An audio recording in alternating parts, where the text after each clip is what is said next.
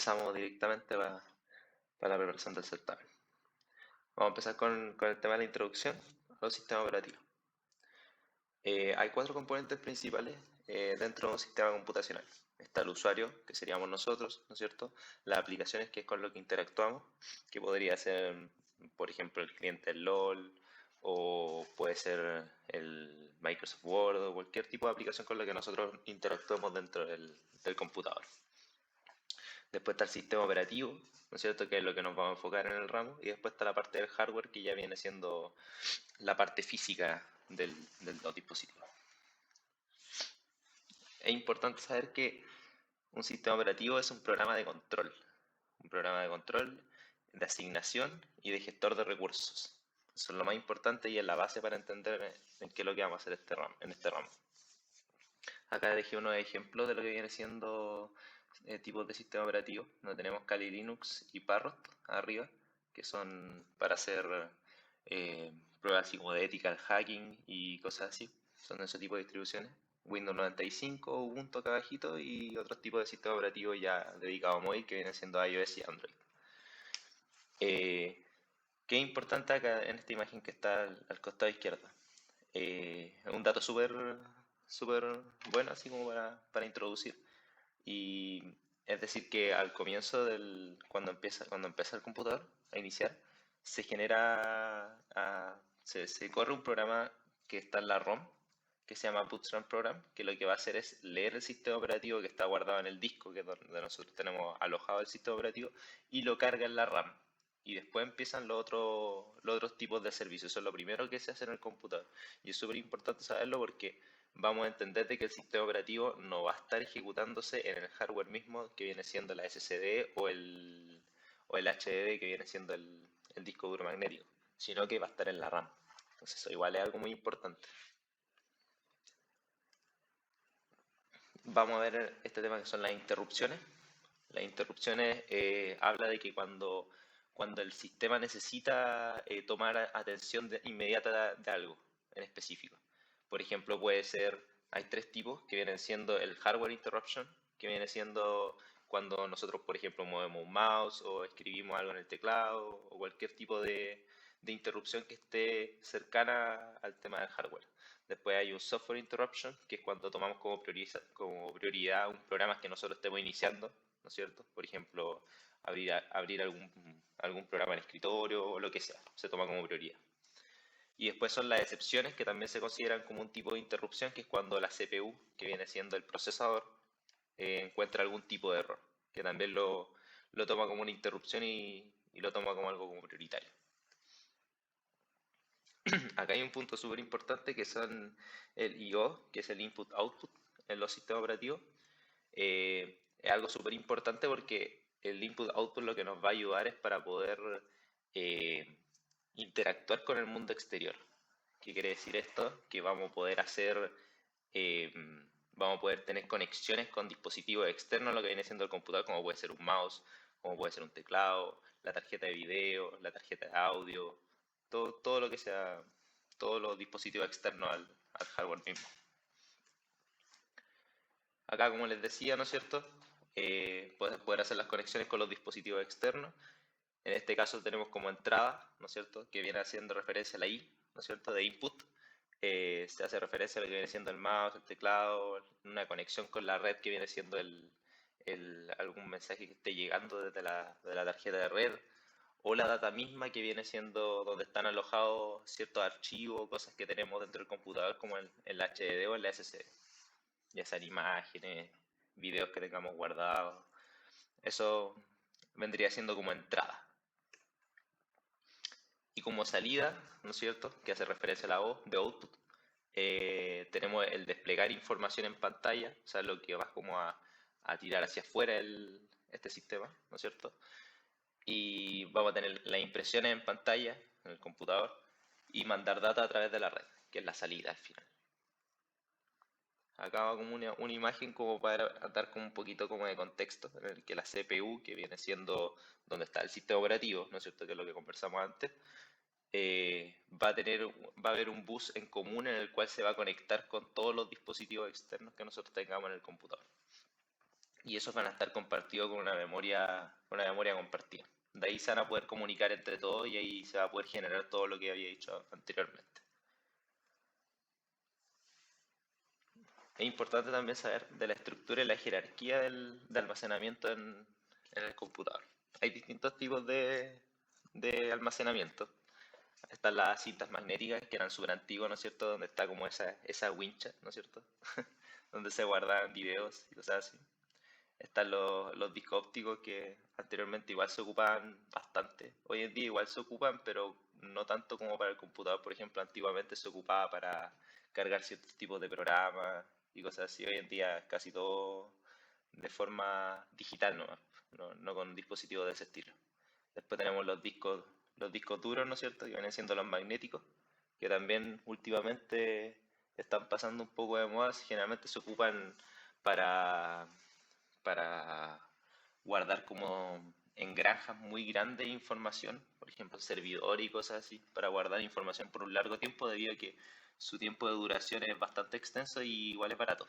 Así que se siguen ocupando en eso y en los computadores también, pero últimamente se ha estado más masificando lo que viene siendo los discos duros de estado sólido, los Solid State Disk, que viene siendo la famosa SSD.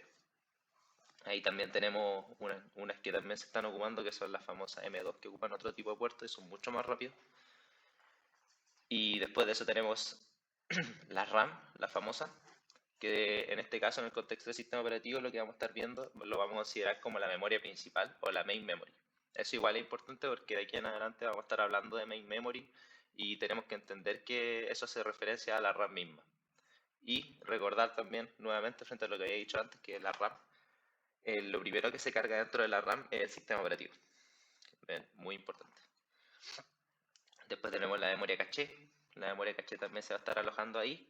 Es una memoria un poquito más rápida, bastante más rápida diría yo, y es bastante volátil.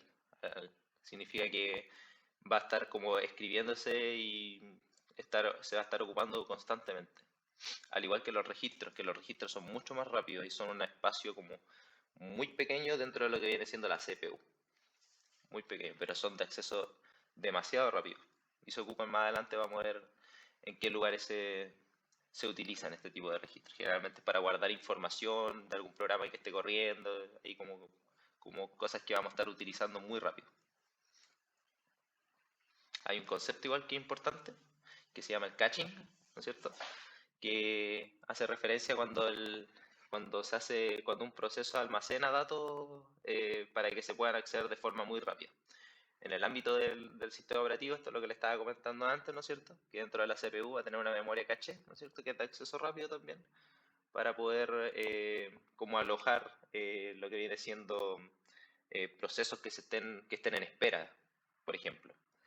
Y como les decía, es un concepto en general, entonces en el ámbito de lo que puede ser un servidor, como les muestra la imagen de abajo, puede servir como para que el servidor aguante cierta cantidad de solicitudes y las tenga ahí como en una especie como de stack para poder ir atendiéndolo a medida que va pasando el tiempo y no se pierdan. Así que es un concepto igual un poquito más general, pero que el sistema operativo hace referencia a la imagen de arriba. Después hay otro importante que se llama el Direct Memory Access o acceso de memoria directa, en el cual va a servir para dispositivos de entrada y salida, que es lo que comentábamos antes. Es como un sistema que se ocupa para poder transferir datos, ¿no es cierto? Sin pasar por la CPU. Esto lo voy a explicar ahora, ahora a continuación para que se entienda de mejor forma. Acá hay un esquema como súper general de cómo funcionan los computadores modernos. Aquí al costado izquierdo es lo que le comentaba del tema de que en la RAM lo primero que se guarda viene siendo el sistema operativo, lo primero que se carga, y después vienen ya todos los otros procesos que ya cuando esté avanzando el tiempo y estemos ocupando el computador. Y en el costado derecho hay una arquitectura que se llama la de Newman, ¿no es cierto? Que es la de los computadores modernos, en la cual, para darle una explicación, aquí al costado derecho tenemos la instrucción y la data que están en la memoria principal, ¿no es cierto? Que viene siendo la RAM. Esta le da instrucciones, ¿no es cierto? Y movimientos de datos a la CPU, que viene siendo el sistema operativo que va a ser el que va a estar gestionando las instrucciones y la data, esto va a llegar a la CPU, que probablemente va a llegar a la memoria que le habíamos comentado antes, que es la de caché, que va a estar como dejando esas instrucciones en cola.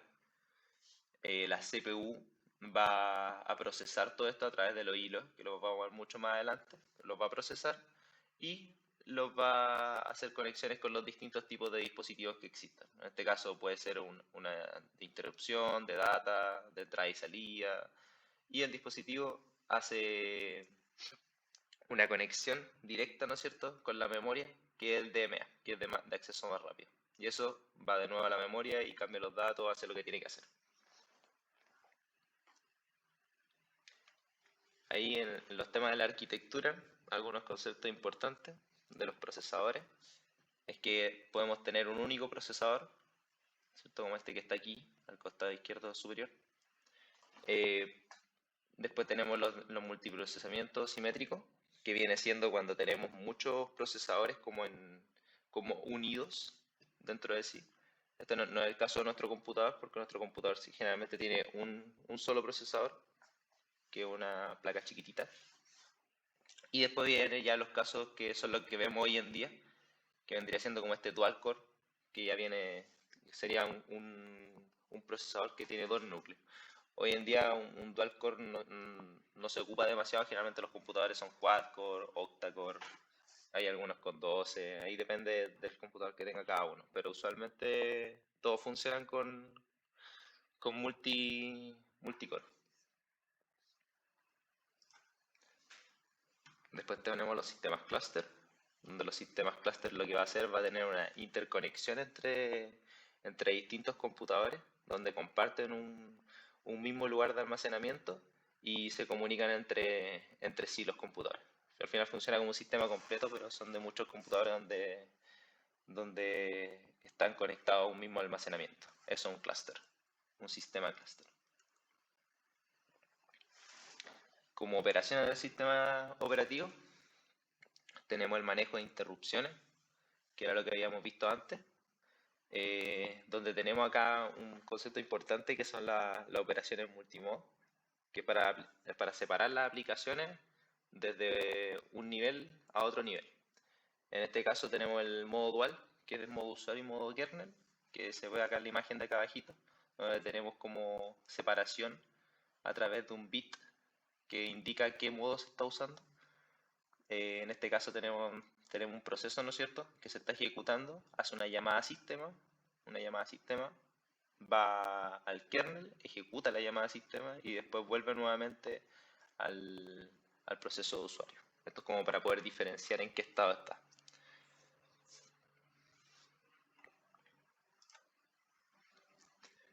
Como hablábamos también del sistema operativo, el sistema operativo gestiona. ¿Y qué gestiona? Gestiona procesos, que son esta imagen que está acá, un diagrama que vamos a ver mucho más adelante cuando entremos al tema de procesos, ahí lo vamos a explicar. Gestiona la memoria, ¿no es cierto? Que ya sea la memoria principal que estamos conversando, la RAM, donde se aloja el sistema operativo, o la CPU, que también es un tipo de memoria. Y el almacenamiento, que viene siendo el HDD, que es el disco duro magnético, o la SSD normal, o la M2, que son las que son un poquito más potentes hoy en día. Esto es importante porque el sistema operativo es el que nos gestiona el escribir archivos, el borrar archivos, el hacer todo eso. Todo eso también lo hace el sistema operativo. Acá entrando un poco al tema de la gestión de procesos, ¿no es cierto? Un proceso o un programa en ejecución, eso es el concepto más importante para saber sobre procesos. Ahí vamos a tener un módulo entero que es de procesos, pero es importante saber este concepto así, como que el proceso es un programa en ejecución. Necesita recursos, ¿no es cierto? Ya sea CPU, memoria, dispositivo de entrada y salida, archivo, data de inicio, un montón de cosas. Y lo que hace es el sistema operativo puede crear, eliminar procesos, suspenderlos, reanudarlos, eso es todo lo que tiene que ver con el hecho de abrir un programa y después cerrarlo, estar haciendo cosas dentro cuando ya es considerado un proceso y todo ese tipo como de gestiones que hace el sistema operativo. O por ejemplo, cuando algún programa, o sea, mejor dicho, algún proceso tiene algún error dentro del proceso de ejecución, eh, ahí igual también el sistema operativo es el que toma las decisiones frente a lo que va a pasar. Si hay algún error, el sistema operativo va a decir, voy a hacer esto, voy a hacer esto otro para gestionar este error. Y cada sistema operativo tiene una forma distinta de poder gestionar eso. Lo que les decía, el tema de la memoria, ¿no es cierto? Es importante que el sistema operativo tiene que saber qué es lo que está pasando dentro de esto, por lo tanto va a saber cuáles van a ser las direcciones de memoria que están siendo utilizadas, ¿no es cierto? Cuándo va a poder asignar y desasignar espacio de memoria. Ahí hay todo un proceso de gestión también que es lo que va a ver el sistema operativo. Y lo mismo en el caso del almacenamiento. En el caso del almacenamiento también es importante saber cuáles son los espacios que están utilizados, los que no están utilizados, cómo hacerlo. Hay métodos de manejo como de errores, en el caso, como decíamos con el caso de los procesos. Eh, También tiene copias de seguridad en caso de que, por ejemplo, se apague el computador de la nada y no se guardó esto, no se guardó esto otro. Tiene copias de seguridad también, así que igual es importante este tipo de gestión. Después tenemos un concepto que es una migración del disco al registro, que es lo que decíamos, el registro era como un método de almacenamiento que es como muy rápido, es como de entrada y salida demasiado rápido. Entonces acá se puede ver como el proceso de qué es lo que hace, de qué es lo que se hace para llegar al registro. Pasa del disco duro a la memoria principal, que es la RAM, después pasa al caché y después pasa al registro. Después tenemos el subsistema de entrada y salida, ¿no es cierto? Que es el que se encarga de administrar el hardware device con el software program. Acá hay dos conceptos importantes que quiero resaltar, que son el device driver y el device controller. El device controller viene siendo el dispositivo físico del hardware, que no sé, podría estar dentro del mouse o algo así, que al final el dispositivo físico que controla el dispositivo de hardware. Y en el caso del device driver, viene siendo literalmente cuando buscamos en algún lado el driver, que viene siendo el controlador de cierto dispositivo. Por ejemplo, hay drivers de audio, drivers de video. Si compro algún tipo como de mouse gamer o algo así, también hay algunos que tienen un driver en específico, como que les puede ayudar a controlarlo de mejor manera. Al final lo que genera es una interfaz estandarizada para que se puedan comunicar los dos dispositivos. Por eso de repente cuando hay alguna parte como del sistema en el que no funciona, por ejemplo el audio, o de repente no funciona el mouse cuando lo conecto, dicen, ya probablemente no tiene el driver instalado. O sea, no se entiende el mouse con el computador porque falta ese puerto, falta esa interfaz que hace que se estandarice la comunicación entre los dos para que se puedan entender. Otro punto importante es la protección y la seguridad. Esto debido a que el computador muchas veces tiene controles de acceso frente a lo que viene siendo la escritura y la lectura de ciertos tipos de archivos o cosas dentro del sistema, como por ejemplo borrar alguna parte de la infraestructura crítica o algo así dentro del computador.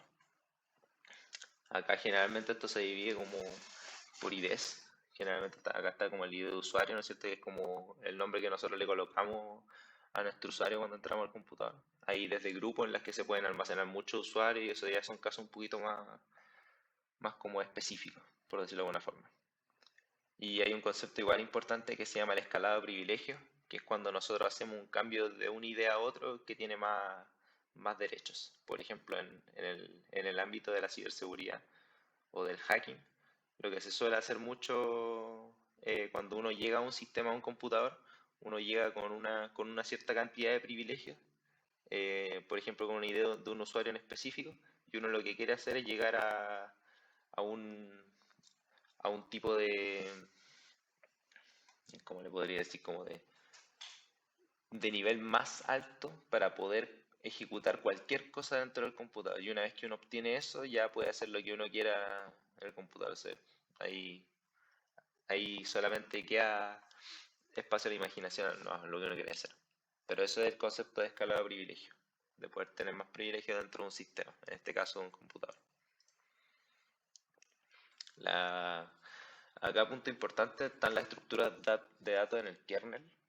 En el kernel, que es la parte interna, como la más importante, por decirlo así, dentro del sistema operativo, ocupa generalmente estructuras de datos súper comunes, como los árboles binarios, que son los que están acá al costado izquierdo superior.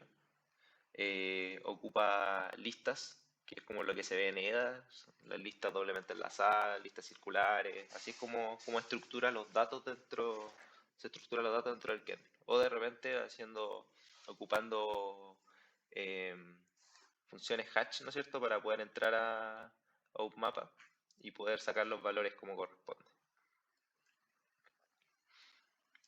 En el caso de los entornos informáticos, hay distintos tipos de entornos informáticos. Acá los vamos a nombrar cada uno. Es importante mencionar que un entorno informático, esto ya no tiene que ver mucho con el tema del sistema operativo, sino como algo más, un poquito más macro. Así que para que no se confundan, y son conceptos más que nada así. Así que en este caso, los sistemas, en los entornos informáticos tradicionales tenemos lo clásico que uno hace, por ejemplo, un dispositivo que se conecta a internet, ¿no es cierto? Una interconexión entre equipos móviles, son conexiones súper simples o súper como normales que se tienden a dar en el día a día. Después tenemos algo como un poquito más específico, que es un entorno móvil, por ejemplo, puede ser un smartphone, un tablet. ¿Y por qué esto se diferencia de lo otro? Porque generalmente tiene unas funcionalidades que son distintas. Generalmente el computador no tiende a tener un giroscopio, un infrarrojo, GPS sí, pero ese tipo de tecnologías suelen usarse mucho más en lo que viene siendo un celular. Después tenemos los que son distribuidos. Los sistemas informáticos distribuidos son sistemas en los cuales literalmente, como dice, se pueden encontrar distribuidos en distintas zonas geográficas, pero todos forman parte de un mismo sistema. Acá salen hartas como formas distintas de encontrar. Por ejemplo, tenemos el peer-to-peer, el client-to-server, acá hay distintos tipos de sistemas distribuidos más específicos que se pueden formar. Por ejemplo, acá uno de esos, de los que encontramos de los distribuidos, está la de cliente-servidor, que este es súper clásico, es como el de los más comunes. Por ejemplo, uno cuando tiene una conexión con algún servidor web o algo así, nosotros como clientes, por ejemplo, tenemos una conexión con la network, ¿no es cierto? Y hacemos una consulta a un servidor que es la que nos va a devolver, por ejemplo, una página o algún dato en específico que nosotros estemos pidiendo. Esta arquitectura, o sea, más que arquitectura, este entorno informático es súper común y un entorno distribuido. Después otro de los distribuidos conocidos es el famoso peer-to-peer, donde en este caso es súper importante entender que cada uno de estos que dicen client pueden ser literalmente un cliente o puede ser un servidor. Se comportan de las dos formas. Por ejemplo, un caso súper simple y como conocido de este caso es el uTorrent, donde el uTorrent es una aplicación que nosotros ocupamos para poder descargar cosas. Pero como nosotros de repente tenemos archivos, de repente las otras personas que están conectadas dentro de la red, dentro de la misma red uTorrent, pueden pedir cierto tipo de archivos. Entonces yo, por ejemplo, no sé, pues quiero descargar una película y como que mando una señal a toda la red y les pregunto quién tiene dentro de sus clientes, quién tiene la película que estoy pidiendo y me las van mandando de a poco, cada uno de ellos. Entonces en ese caso yo me comporto como cliente y los demás se comportan como servidores.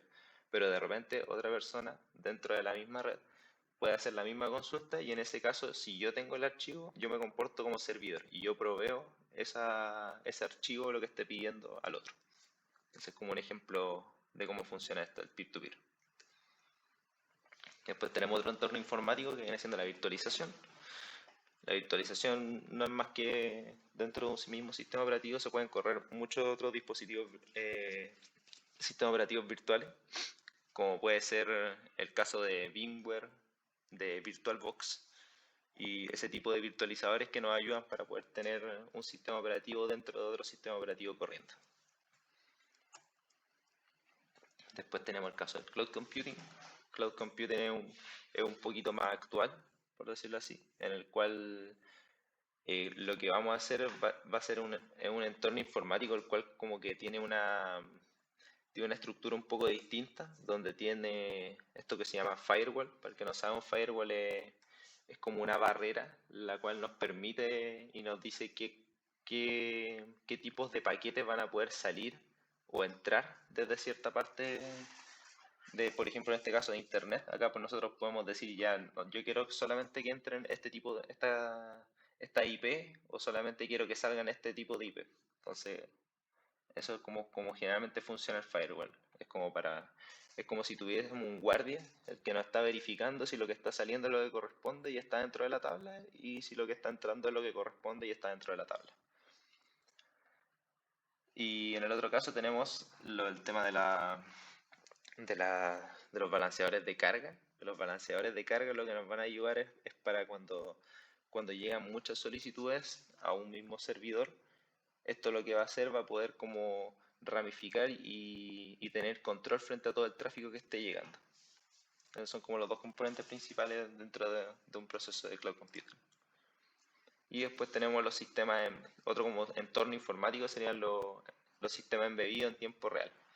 Estos ya son entornos que tienen como un solo eh, proceso como en específico que pueden hacer. No hacen nada más de lo que están como programados para poder hacerlo, como pueden ser los sistemas ABS en los autos para el tema de los frenos, sistemas de control también, por ejemplo, en los motores, y dispositivos médicos también que solamente tienen una función en específico, no se pueden programar, están hechos para eso y funcionan solamente para ese caso en específico. Y después tenemos, ya saliéndonos del tema de los entornos informáticos, ya tenemos los sistemas operativos, en este caso los open source, donde nosotros podemos ver los códigos y podemos ver cómo están hechos por dentro. Que en este caso coloqué como de los conocidos de Ubuntu, que es el que más generalmente se usa.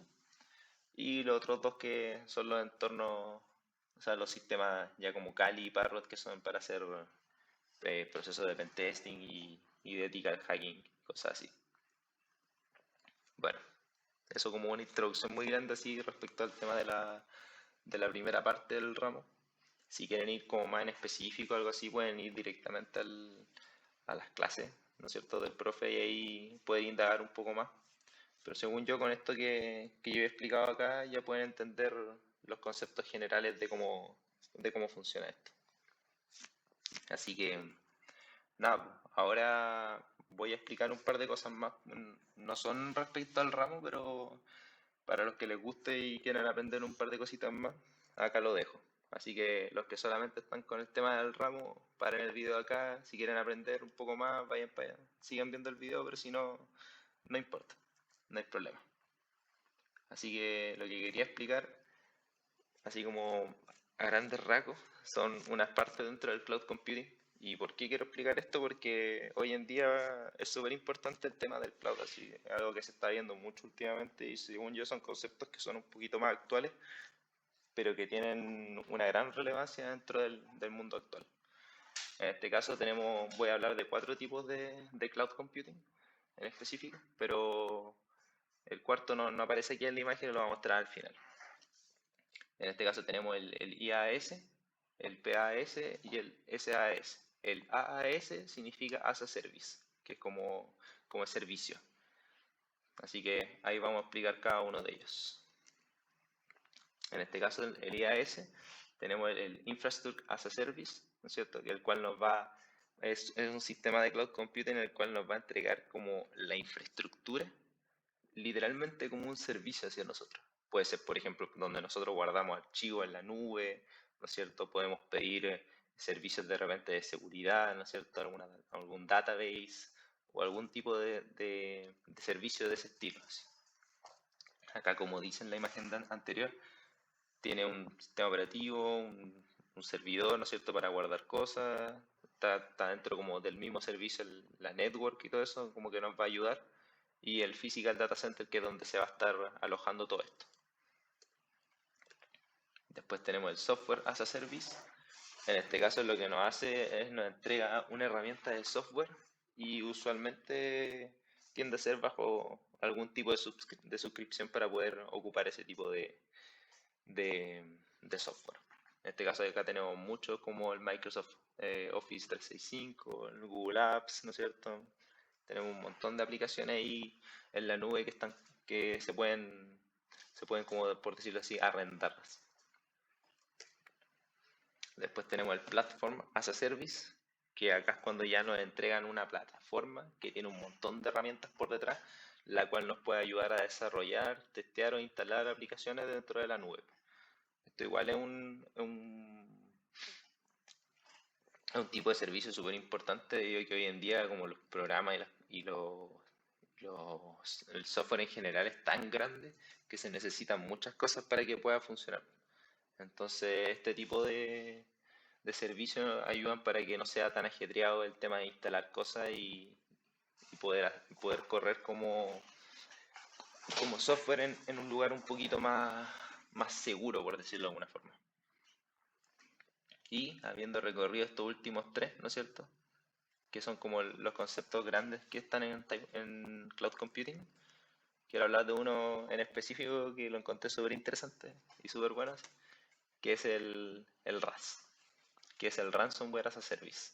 Para los que no saben, un ransomware es un tipo de programa, el cual generalmente se usa de forma maliciosa, el cual lo que hace es como encriptar todo lo que está dentro de un sistema a cambio generalmente de un pago para poder yo entregar una llave, que esa llave va a poder desencriptar todo lo que está dentro del programa. Generalmente esto se usa en ataques, no sé, a banco o a alguna empresa en general, en el cual yo le encripto todo y como la llave es prácticamente imposible de descifrar, yo pido dinero generalmente a través de Bitcoin o algún tipo de criptomoneda para, para salvar mi sistema y yo poder entregar la llave. Este igual es un tema súper importante que se ve últimamente con el tema de los ataques informáticos. Y este tema del ransomware as a service, literalmente, como he dicho antes, pide un ransomware como un servicio. Entonces yo lo que hago es arrendar una herramienta que, que es un ransomware, pero que yo no sé cómo funciona por detrás, pero que me sirve para poder usarlo frente a otro sistema. Y eso yo lo hago con un pago. O sea, yo pago una suscripción, ¿no es cierto?, a un ransomware para poder yo ocuparlo donde yo quiera. Así que esos eran los últimos 4 datitos que quería darle. Así que espero les haya gustado y que les sea de utilidad para más adelante. Estos son conceptos que se ocupan mucho últimamente en el tema de la informática en general. Así que, sin más que decir, muchas gracias y espero hayan aprendido.